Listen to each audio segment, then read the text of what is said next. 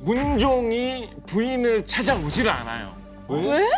정말 말 그대로 안 예뻐서. 어리랑 반대. 네, 스타일이 아닌 자기 거지. 스타일이 아닌 거지 정말. 솔직히 말해서 이제 이 여인이 못생겼다라는 기록은 솔직히 없어요. 근데 예뻤다는 기록도 없잖아요. 근데 이걸 이렇게 추측을 갈 수 있어요. 이제 일단 그 두 번째 이제 그 부인을 일단 선택을 할 때 선택권은 세종이 갖고 있었어. 아버지니까, 아버지니까. 왕이니까. 그래서 이런 기록이 나와 있어요. 세종이 두 번째 우리 아들 며느리는 예쁜 애로 골라라. 그러면 안 예뻤다는 그 거네. 얼평을 간접적으로 했네. 근데 옆에서 신하들이 말려요. 전하, 지금 덕이 있는 여인을 고르셔야지 어떻게 얼굴을 보고 고르십니까? 그랬더니 세종, 한글을 창조하신 세종대왕이 뭐라고 했는지 알아요? 뭐라고요? 야, 잠깐 보는데 그 여자가 덕이 있는지 없는지 네가 어떻게 아니? 빙고. 아, 그렇지. 그걸 모를 바에는 살아봐야 알지. 차라리 이쁜 애 고르자. 빙고. 이런 말 했어요. 과학적이네. 과학적이죠, 진짜. 과학적이네. 아우 합리적이다. 저도 얼마나 나쁘다고 생각하지 않아요. 아니 맞아요. 우리가 뭐 마음을 볼 수는 없잖아요, 당장. 그래서 마음이 타들어가다 보니까 결국은 선택한 게 바로 주술이었습니다. 주술. 남자의 마음을 홀리는 묘한 술법. 궁금하다. 그러니까 드러나 봅시다. 우리도 제조할 수 있는지. 여러분 이거 잘 들어보십시오. 제조하기 어렵지 않습니다. 여러분도 만들 수 있습니다. 사랑의 묘야. 사랑의 묘약 여러분도 만들 수 있어요. 조선시대 바닥에 유행했고 그래서 궁중에까지 들어가가지고 세종 임금의 며느리도 따라했던 그 사랑의 묘약 지금 공개합니다.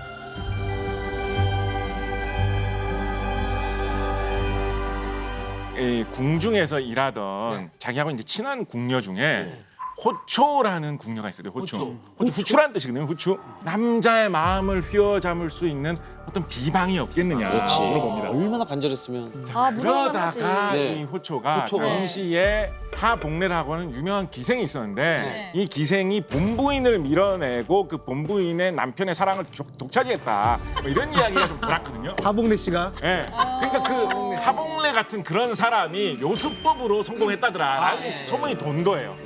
그거를 이 호초가 알아가지고 알려줍니다. 근데 사실 그분은 정말 기생이기도 하고 그럼 외모도 사실 조금 괜찮았을 그렇지. 거고 끼가 그 기생의 그런 교태들이 있잖아요. 이렇게 남자를 좀 이렇게 홀리게 하는. 또 저거 다 그런 거 생각 안 하고 무슨 뭐 속옷을 뭐 깔고 앉아서 뭐 그러니까. 이런 것만 또 다 거기 주워들었을 머리카락 거야. 하나 잡아놓고 네. 뭐 이런 거 할 거 아니에요. 그죠? 아무튼 그래서 비법이 도대체 뭡니까? 일단 1차 비법과 2차 비법이 있습니다. 자, 1번 제조법. 특히 1차 비법이 아주 꿀 제조법이에요. 요거 현대에도 쉽게 하실 수 있습니다. 네. 자, 1차 비법이 뭐냐? 그 남자가 지금 좋아하는 여자의 신발을 구해서 그 신발을 조금 잘라가지고 불에 태워서 젤을 만든 다음에 그거를 술에다가 타가지고 내가 그 남자한테 주면 그 남자가 그 신발 주인 여자를 좋아하는 대신에 나를 좋아하게 된다라는 게 이제 이 주술의 이제 핵심이거든요.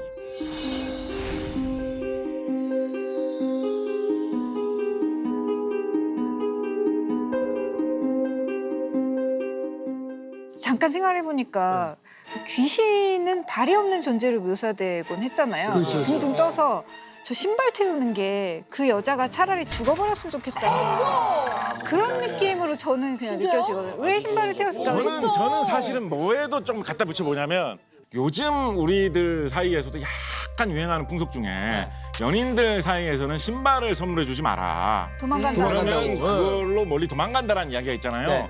그 비슷한 어떤 이런 속설이 사실은 600년 전 1420년대 조선 그때도 비슷한 게 있었던 거 아닐까요? 원래 주술이라는 게 너무 어려우면 주술사들만 할 수 있는 거예요. 그러니까 일반인도 할 수 있으려면 신발처럼 훔치기 좋은 걸 해야 돼. 아, 근데 얘가 비위생적이어가지고. 비위생적일수록 더 매력적이야. 사실은 두 번째 주술이 사실은 조금 더 음침하면서 용인에 있는 동물원이라든가 과천에 있는 동물원 같은 곳을 좀 가셔야지 좀 될 수가 있어요. 뭔데요?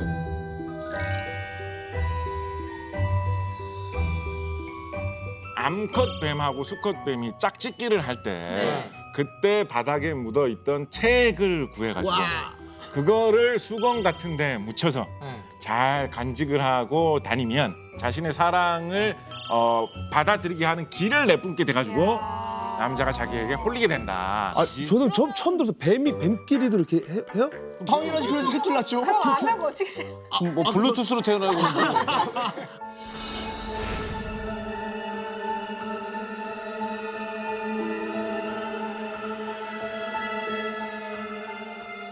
뱀을 보기도 짝짓기. 힘든데 심지어 그 뱀이 짝짓기를 하는 애들을 찾아야 되고 그걸 찾기 힘들다. 어렵다. 얘네들이 책을 거기서 그 짝짓기 할 때 책을 그걸 이걸 어떻게 추출해내는 이게 게 그 교미를 할 때 정액을 구해가지고 이거를 소지를 해야 돼요, 이게요. 근데 뱀이 이런 류의 주술에 좀 자주 등장하는 편이잖아요. 동양 같은 경우에도 이제 뱀이 약간 다산의 상징이에요. 새끼를 많이 낳아가지고. 그래요?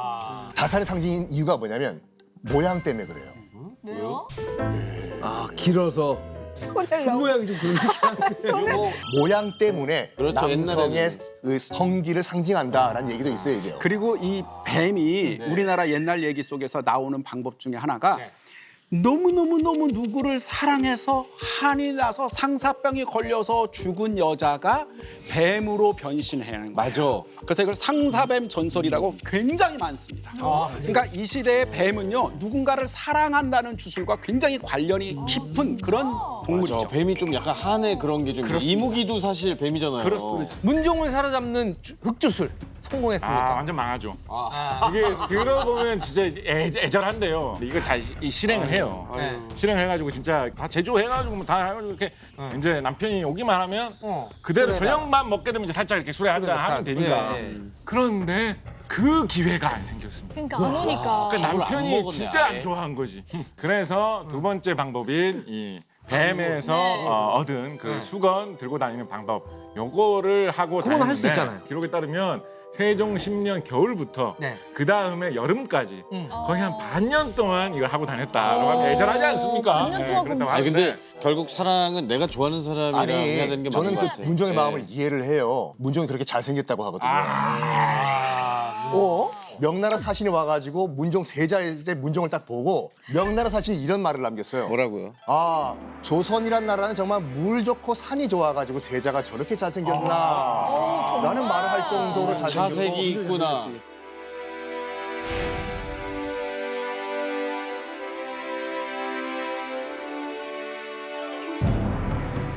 궁녀들이 이제 문종이 지나가면은 부끄러워가지고 나무 뒤에 숨었다 라는 말 할 정도로 문종이 차은우. 정말 잘생겼어요. 차은우 있고 차은우. 차오르는 느낌. 그러면 이제 이게 또 저 휘빈김 씨가 더 애가 탔을 그래, 더 수 탔겠다. 있겠네요. 인기가 많이 인기남이니까. 맞네. 자, 그런데 이 부인의 주술이 결국은 문제가 생기게 됩니다. 이런 주술을 사용을 한다라는 사실을 이 문종과 궁중 사람들이 이제 눈치를 채게 된 거죠. 아이고 들켰어요? 아, 좀 어떻게 뭐 알았지? 이상한데 이렇게 알게 된 거죠. 이게 결국 다 검거되거든요.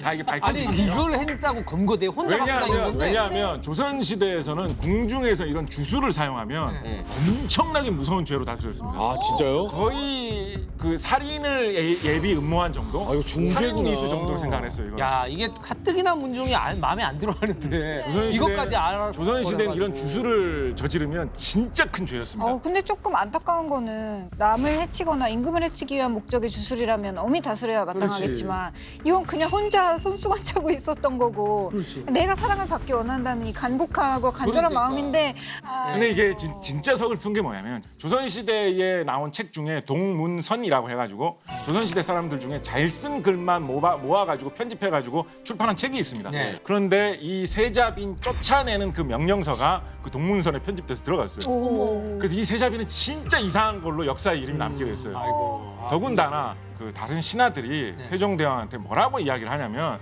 처벌을 이 정도로 끝난다는 거는 넘어갈 수 없다라고 해가지고 어떻게 하는지 아십니까? 그 사실을 세자빈에게 알려줬던 호초를 처형하라고 해요. 왜요? 그게 무슨 소리야? 예. 그래서 기록이 마지막 한 줄로 무심하게 남아있는 기록이 뭔지 아십니까? 뭐요? 임금이 그 말을 따랐다. 이렇게 그냥 끝납니다.